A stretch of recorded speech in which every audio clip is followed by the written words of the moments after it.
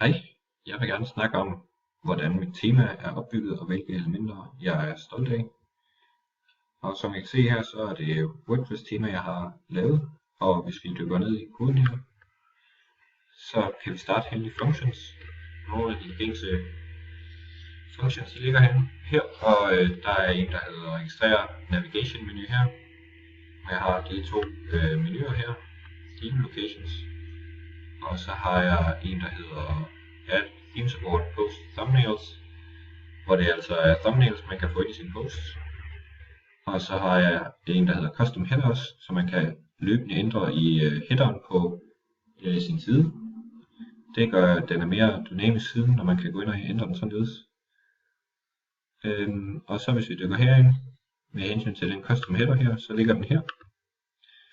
POP header image her, som gør, at det er det, den går ind og tager headeren fra, og siger, at den skal være width 100% og height 350 pixels. Og hvis vi dykker ned her i stylen, så har jeg også lavet den siden responsive. Så vi kan se her, har jeg en, der hedder max width 1220 pixels, hvor jeg så har ændret i social media ikonerne nede i bunden. Som vi kan se hernede, de er ændret, når man ændrer størrelsen her, og det samme gør footeren. Og så har jeg fjernet sidebaren, når vi kommer under 1220 pixels.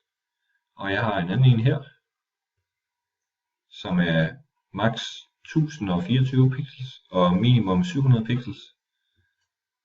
Og der har jeg også gået ud fra det samme som ovenover, hvor jeg har ændret i formen for at få ændret i contenten for at få det til at fylde mere, nu hvor sidebaren ikke er displayet mere.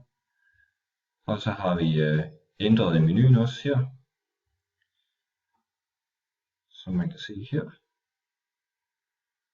Og jeg har fjernet header-pixels her, så der er ikke nogen header på, når den kommer under de her pixels her. Og så har jeg en til telefonen her, allernederst, hvor det også er det samme som ovenover, med content er 100% og footeren er ændret til, så den passer til den størrelse. Og social media ikonerne er også, og der er ikke noget header pick. Og så er menuen gjort mere telefonvenlig, så den er nemmere at trykke på.